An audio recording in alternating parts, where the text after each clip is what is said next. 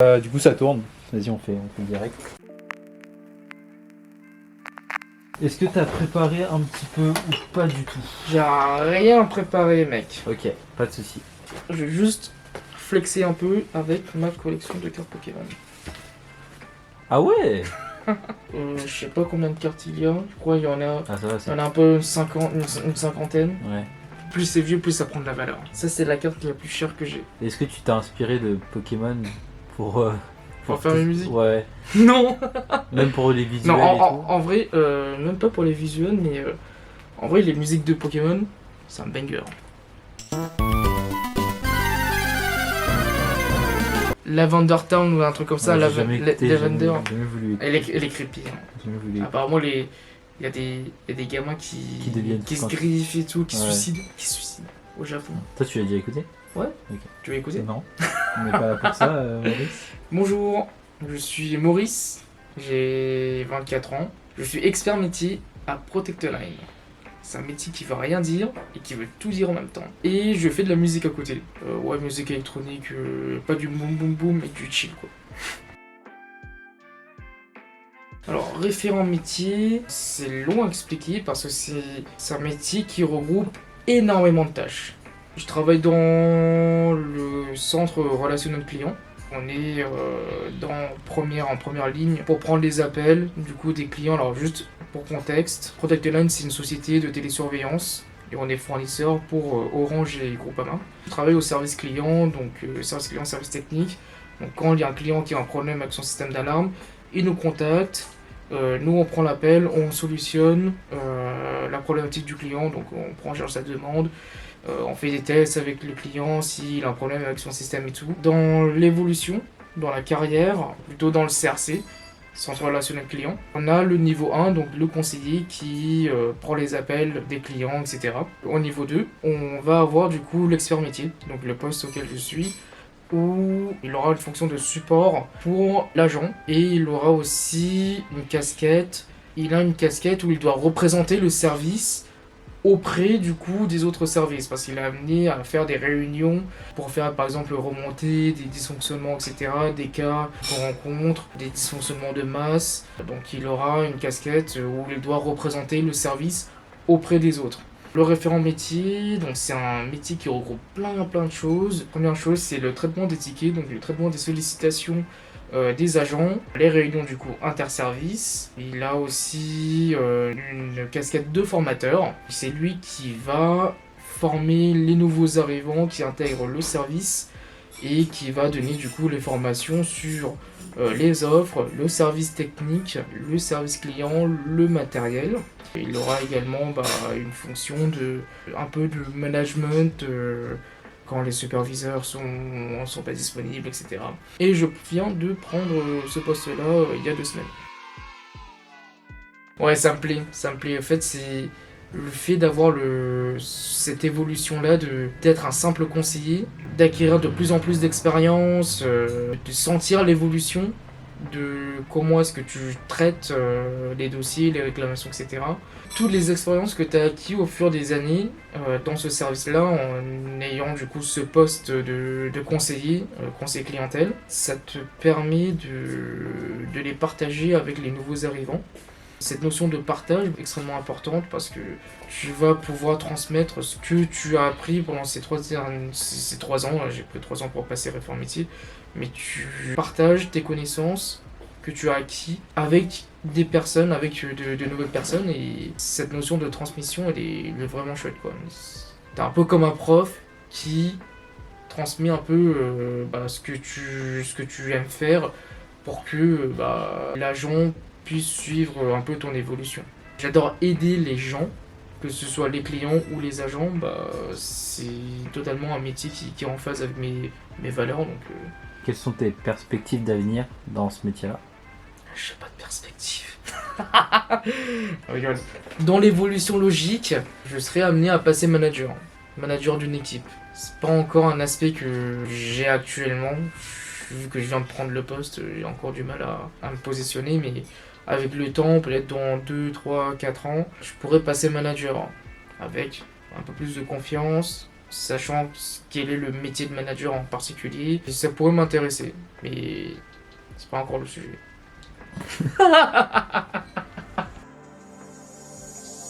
Je fais de la musique électronique. Je fais plus de la future bass, qui est un dérivé de la trap, qui est un dérivé de la dubstep. Je me focalise plus dans ce qu'on appelle la synthèse granulaire. C'est comme quand on a un film, on choisit une frame, et cette frame-là, on peut la louper à l'infini, on peut la louper de manière aléatoire en choisissant du coup le positionnement.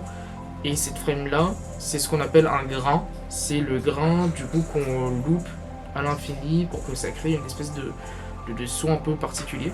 C'est la même chose du coup pour les sons. Donc au lieu de prendre une vidéo, c'est la même chose pour un son. Un son, on va sur une position, on le loupe à fond et ça fait des textures qui sont très agréables, très intéressantes, très aléatoires. Et c'est ce que je cherche dans la musique, c'est le côté détaillé des sons qu'on a jamais entendus, et c'est ce que je recherche lorsque je compose. Est-ce que tu pourrais nous parler de tes inspirations en évoquant peut-être un album ou un artiste qui t'a marqué Ouais, par Je exemple. m'inspire de moi-même. Lick the Rainbow de Mort Fustang.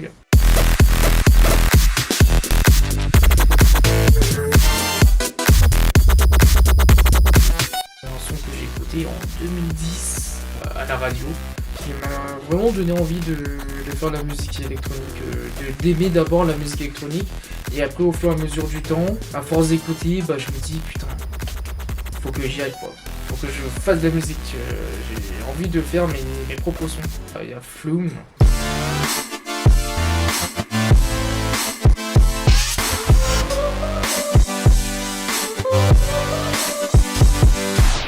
Madeon.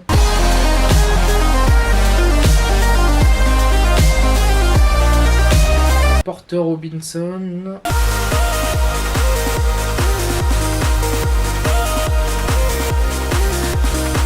Skrillex, bien sûr, avec Scary Monster and Last Spirit. Yes! Oh my god!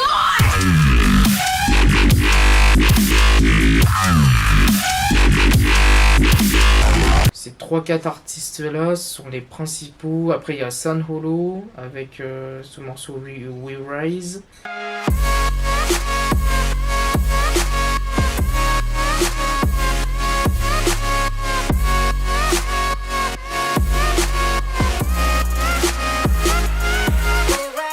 Ça fait un moment qu'on se connaît, ça fait un moment que tu fais de la musique. Est-ce que tu peux résumer ton parcours? Comment je me suis lancé là-dedans, c'est un peu de nanar, c'est un peu de niais. J'ai rompu avec mon ex et en fait j'ai du mal à tourner la page, j'avais énormément de mal à tourner la page et je me suis dit, ah, putain, et tout ce sentiment en moi, enfin toutes ces émotions en moi, j'aimerais bien le partager, le retranscrire, l'évacuer de mon corps, de mes pensées. Je me suis dit, vu que j'adore la musique, j'ai tenté des beats 300, enfin par-ci par-là, je me suis dit autant que je fasse un vrai truc que je veux partager et je veux montrer.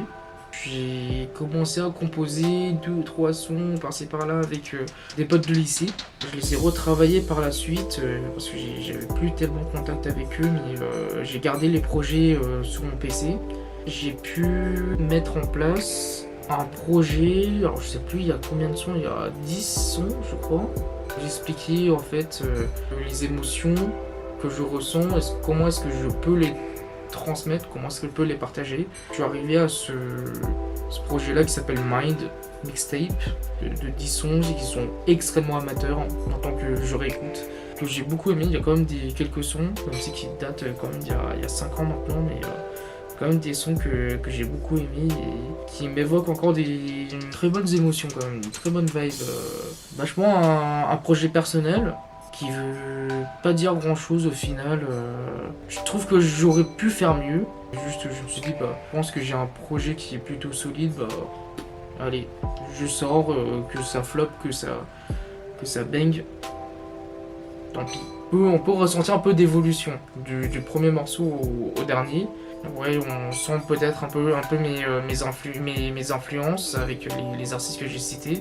C'était pas encore ça. C'est pas encore ça, j'avais pas encore trouvé ma patte. Une fois que j'ai sorti le projet, j'ai continué à m'entraîner, à créer d'autres projets, à faire d'autres sons, etc. Jusqu'au projet Dreamland.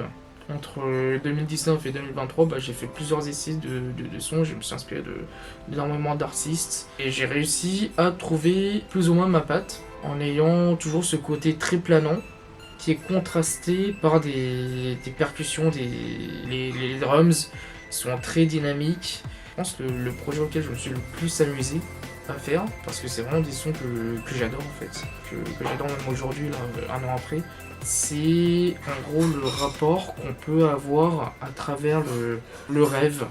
Tout le projet commence par le fait de fermer les yeux pour commencer du coup à s'endormir. En fait, ça commence par le son réminiscence, et ce que j'ai l'habitude de faire moi quand je m'endors, c'est que je ferme les yeux et je pense à des souvenirs, à un moment particulier qui me font plaisir, qui me remplit de joie. Et au fur et à mesure du projet, on a le subconscient qui commence à prendre le pas jusqu'à ce qu'on atteigne le Dreamland.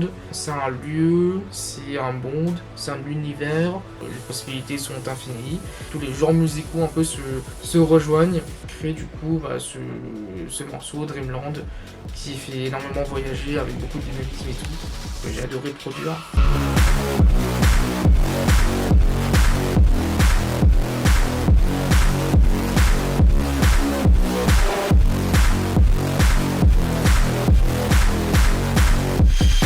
Ça mélange tout et n'importe quoi et c'est génial. Et puis au fur et à mesure du coup des morceaux, on arrive du coup au réveil. Je préfère expliquer ça en tant que éveil, puisque à chaque fois que je sors d'un rêve, j'ai l'impression d'être une nouvelle personne, où je commence du coup une nouvelle journée et je ne sais jamais à quoi m'attendre et ça je trouve ça trop cool. Mon projet favori en ce moment. Pour les pochettes, c'est un artiste qui s'appelle Somon, S-O-M-O-N, qu'un ami m'a recommandé, qui m'a mis en contact avec lui. Il fait des animations, c'est quelqu'un qui travaille dans l'animation, qui fait des trucs géniaux, magnifiques. Il a travaillé avec Snail's House, qui fait des sons qui sont un peu dans mon genre aussi. On ne s'est jamais rencontrés, ce qui est un peu dommage. Savoir ce que mes musiques peuvent évoquer à une autre personne, je trouve ça trop génial. Il y a Théo, Toki 8. Te donner une grosse dégaine, mais on n'est pas dans la vente de gun, sauf quand je rappe fort je dégaine, je pourrais déclencher des gaines. Avec qui on travaille sur un projet en commun en ce moment, qui est génial, c'est un type trop cool, trop marrant, il est cringe aussi, il est aussi cringe que moi, donc on s'est bien retrouvés grâce à Julien. Qui est aussi ton collègue du coup. Qui est aussi mon collègue de taf à Protect Line. Ouais, c'est un gars génial, on est sur la même longueur d'onde. Au fait, le truc qui est bien, c'est qu'on a toujours un truc à partager avec l'autre. Il n'y a pas une personne qui va prendre le lead et qui va faire tout seul. C'est un travail d'équipe. Il y a toujours des idées à piocher par-ci par-là. Il y a toujours quelque chose à apprendre d'un projet, que ce soit un son ou pas. Il y a toujours un truc à en retirer et c'est très gratifiant. Est-ce que tu peux nous montrer la dernière photo qu'il y a sur ta galerie ? La dernière photo que j'ai dans ma galerie ? Ouais. Lundi 27 mai à 21h06. Avec Théo et des collègues, on est parti voir un spectacle d'impro qui a 2 notes sur internet. Une très bonne, 5 étoiles, et une très mauvaise. Avec les collègues, on a une to-do list de choses cringe à faire. Et on a commencé par du théâtre. Donc de base, on voulait trouver un one-man show. Et on a commencé par le théâtre. Et par le théâtre d'impro, parce que c'est le truc le plus cringe qu'on peut trouver. Et j'ai été cringé. Théo, il a adoré. Il a rigolé à toutes les vannes et tout. Le plus mauvais commentaire, il disait « Ouais, c'est confus, j'ai rien compris. » Et je rejoins tout à fait ce commentaire. J'ai rien compris. Même si c'était de l'impro et tout, j'ai compris le synopsis parce qu'ils l'ont annoncé en amont. Et j'ai eu des frissons au dos. Théo, il était le seul à aimer et je pense qu'il a un seuil de cringe qui est extrêmement élevé. C'est abusé. C'est abusé, c'était horrible à regarder. J'ai regardé ma montre au moins 10 fois. Et j'ai vu ma montre reculer de 20 minutes. Je comprenais rien à ce qui se passait. C'est vraiment incompréhensible. Où est-ce que tu te vois dans 5 ans, Maurice? Je sais même pas où ça je veux me voir demain. Oh, dans 5 ans, je serai peut-être manager. Ou peut-être que j'aurais bougé chez Orange. Peut-être que j'aurais percé dans la musique. C'est mon rêve, hein. Faire des tournées et tout. Si je veux être optimiste, je serai en train de faire des tournées en partageant ma musique et tout. Et si je veux être pessimiste, je serai référent métier. Parce que j'aurais pas évolué en 5 ans et ça c'est de la honte. Est-ce que tu as d'autres passions à part la musique? J'adore la photographie. J'adore prendre des photos, des portraits. C'est pas encore une passion qui est égale à la musique. C'est quelque chose que j'ai toujours voulu faire, prendre de beaux clichés, que ce soit avec le téléphone ou mon appareil photo. Et ma mère aussi vient de là, et vient de la photographie et tout. Tu captures le temps en fait. Quel est le meilleur conseil qu'on t'ait jamais donné? C'est à la fin de mon premier concert. Je suis parti voir San Rolo 2018. À la maroquinerie. À la fin, il a fait un meet-up. À un moment, je lui ai dit j'ai pas de mots pour décrire ce que j'ai vécu, c'est trop cool et tout. Et il m'a dit des fois, quand il n'y a rien à dire, c'est la meilleure chose. Une phrase qui m'a beaucoup touché et qui veut dire beaucoup de choses et qui veut rien dire en même temps. Donc ça, c'est trop cool. C'est un peu mon indo et des fois, je reste silencieux et c'est la meilleure chose pour expliquer la beauté que je vis, quoi. Y a-t-il une cause ou une organisation créative que tu soutiens, caritative pardon, que tu soutiens? Alors, je soutiens pas actuellement. Si un jour je suis millionnaire, milliardaire ou riche, il y aurait une cause que j'aimerais bien soutenir. Le soutien face aux mères célibataires à la suite d'un abandon de famille par le daron. C'est une cause qui me tient à cœur parce que ma mère a vécu ça et c'était pas une période vachement marrante entre les procédures de divorce qui durent des dizaines d'années, le soutien financier qui est pas spécialement ouf non plus, sachant que le daron ne versait pas la pension alimentaire et du coup on a dû patauger pas mal de temps pour trouver une stabilité et tout. Merci la bourse du Crous qui carry un peu. J'ai rencontré Julien pendant ma licence de langue étrangère appliquée. Alors j'ai fait un bac L, une seconde pro, électrotechnique, que j'ai pas du tout kiffé, c'était un peu de la merde. J'ai dû travailler, j'ai eu de la chance d'être dans un lycée pro et technique. J'ai réussi à passer en seconde générale. Donc, normalement ce genre de passage là, c'est pas tous les jours qu'on fait. Et mon dossier était assez solide pour passer en seconde générale. Faut travailler pour mériter la voie qu'on a. Puis j'ai dû passer une deuxième seconde pour passer en première L, après terminale L et tout. Donc ça s'est bien passé. Parcoursup m'a envoyé à l'UPEC de Lieusaint. Et au début, je pensais avoir candidaté l'UPEC de Créteil.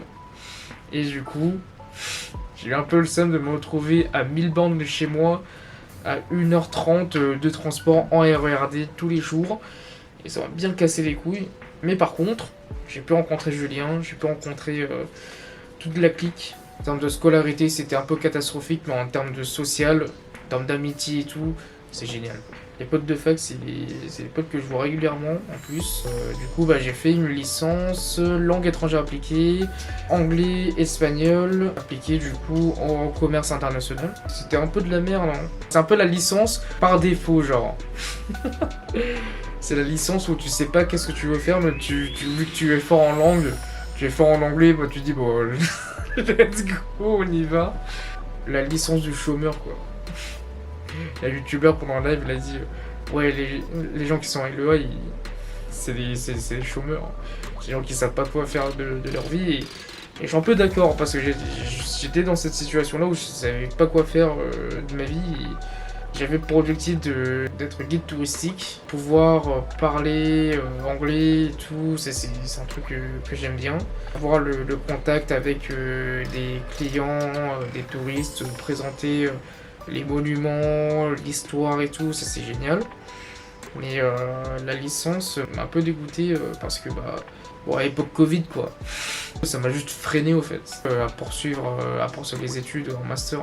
C'est pas pour autant que j'ai passé un mauvais moment pendant le Covid et j'ai adoré Cette époque de Covid où on avait les cours en distanciel, mais à côté on faisait autre chose. Je vais pas parler de triche pendant les examens, mais merci le Covid quoi.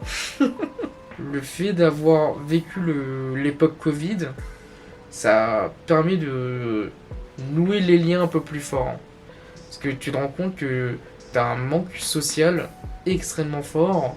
Alors, si on fait une tier list des études, maternelle, je mettrais en B tier. C'est des premiers liens, donc c'est extrêmement important comme période de ta vie. Primaire, je mettrais en A tier. Je fais des potes, des très très bons potes. Collège, je mettrais en C tier. C'est pas ouf hein, niveau scolaire. Hein. C'est pas ouf, mes notes sont dégringolées de zinzin. C'était un peu la période aussi où mes parents divorçaient, donc c'était pas trop rigolo. Malgré tout, c'est l'époque où j'ai eu ma première copine, donc, mais j'étais très timide, je foutais un peu la merde en cours. J'étais pas trop fier de cette époque-là, donc c'est tiers. Première partie du lycée, en pro. Ouais, je mettrais en C tiers aussi parce que la partie pro ça m'a vraiment fait chier. J'ai l'impression d'avoir perdu une année de ma vie. Il y avait des gens qui étaient pas spécialement ouf. J'ai quand même fait de bons potes là-bas. Toute ma scolarité, je me suis fait des vrais potes qui me soutiennent beaucoup, qui m'aident beaucoup et qui sont très altruistes, donc c'est génial. C'est là où j'ai fait ma première soirée avec mes potes de seconde. Première et terminale, je mettrais en B tiers. Je sais ce que c'est que d'avoir des amis qui sont à l'écoute. C'est aussi là où j'ai fait le plus de soirées. En plus, j'ai le bac. La fac. En E tiers. Ah, c'était vraiment de la merde. C'est bien de la merde comme époque, mais qu'est-ce que je me suis amusé aussi. L'arc Protect Line, là c'est du S tiers. Hein. J'ai glow up. Je suis devenu pas riche, mais j'ai des revenus. J'ai un CDI. J'ai voulu dans la boîte. Je fais plein de choses. C'est pas une priorité en vrai, hein, pour l'instant, reprendre les études. J'aimerais bien faire un master pour concrétiser ce que j'ai fait, mais je sais pas quel master faire. Quand je vois les autres qui sont master et qui chient leur race, pas envie de ressoubir le stress d'examen en fait, j'aime pas ça. J'aime pas le côté trop scolaire, trop pédagogique. Je sais qu'en master, on fait des alternances dans les entreprises et tout.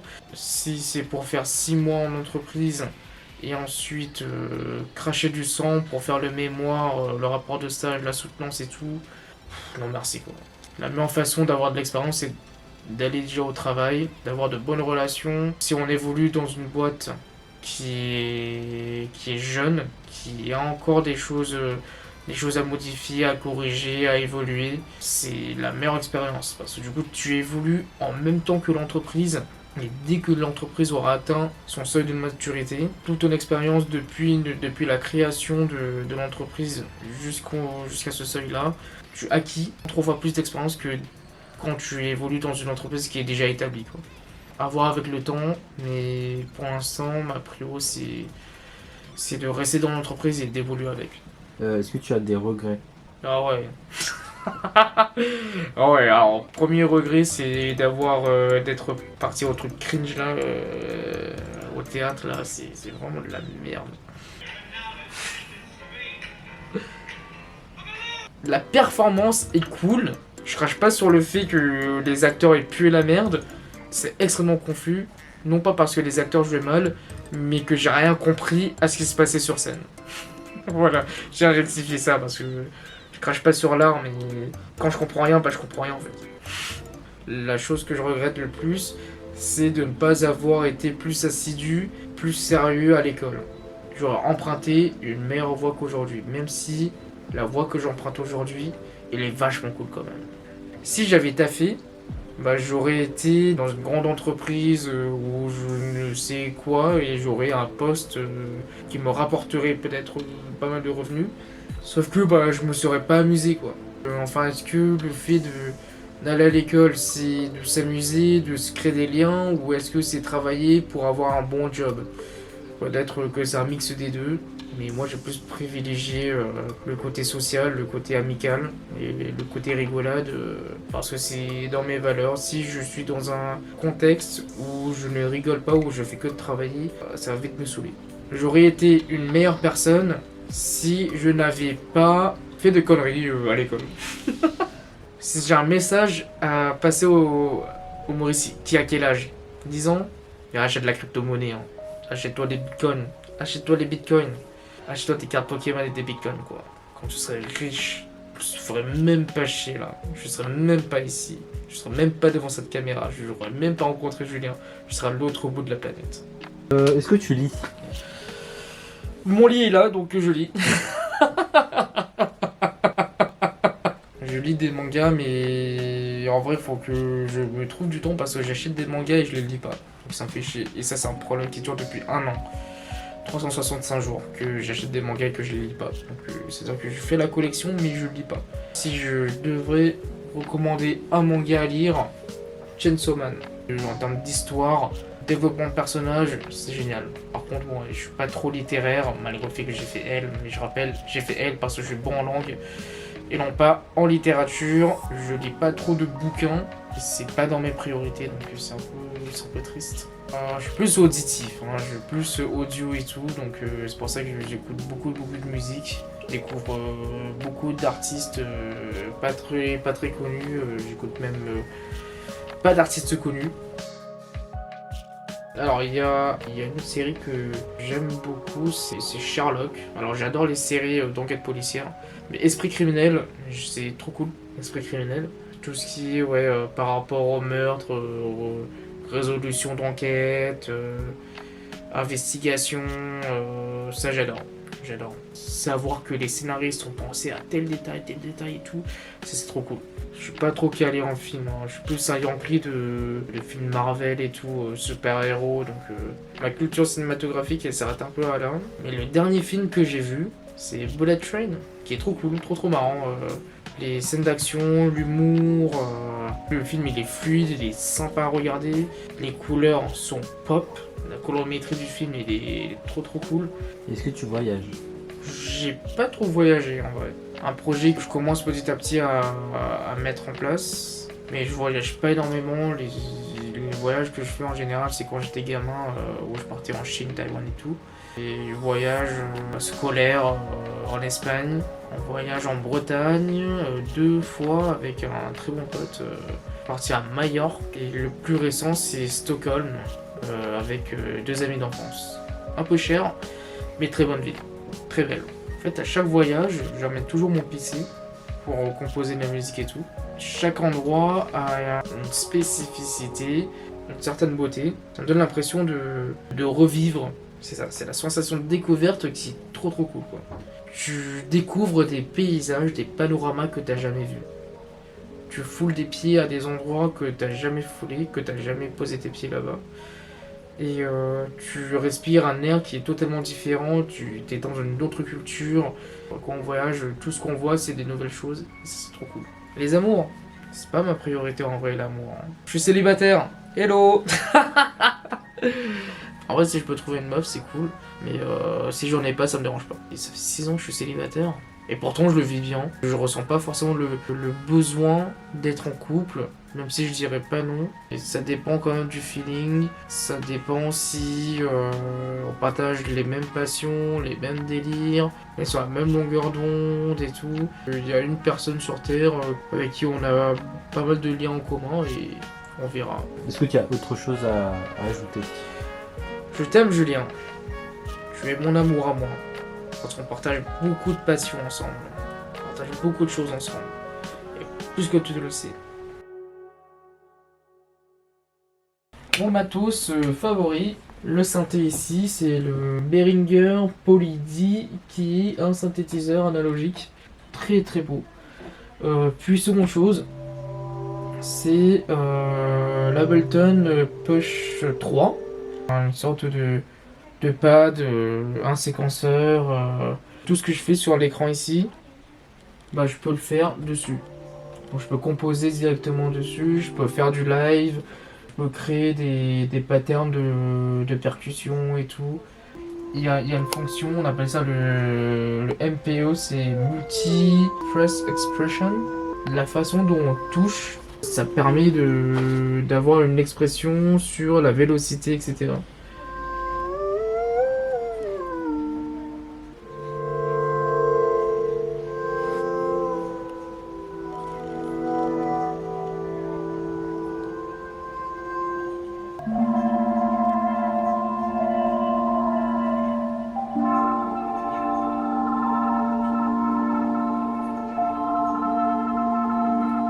c'est un instrument de musique en soi. Et c'est avec ça que je compose mes derniers morceaux, mes derniers projets et tout. Avant, je travaillais sur FL Studio.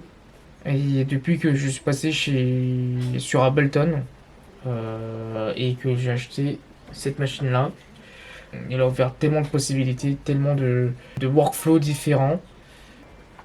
Et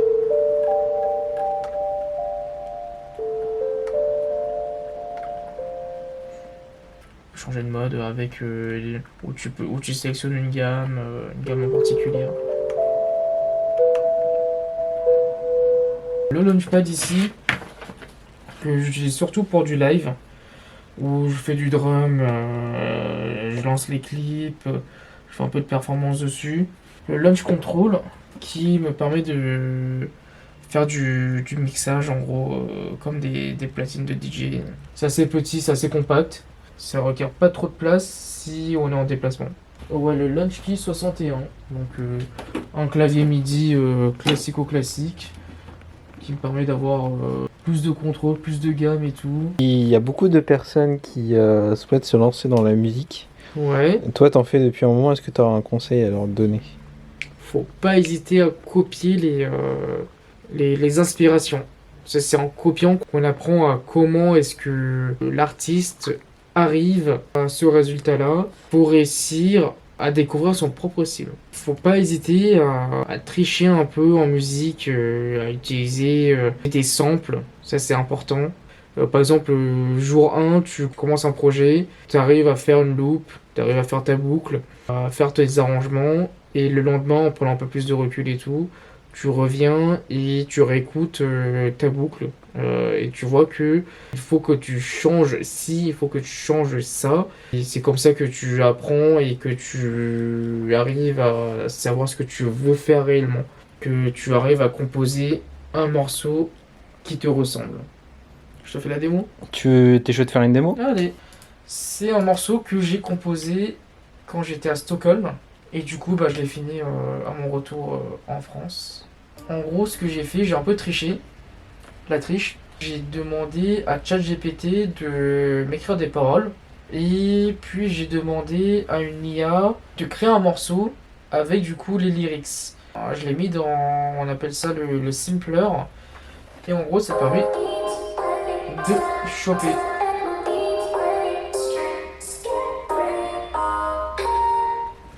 Et puis j'ai fait des accords, après j'ai fait une mélodie et tout. Des percussions ici, des effets, des sound effects ici. Ah oui, partie granulaire. Ça c'est important, c'est ce qui donne un peu plus de détails au son.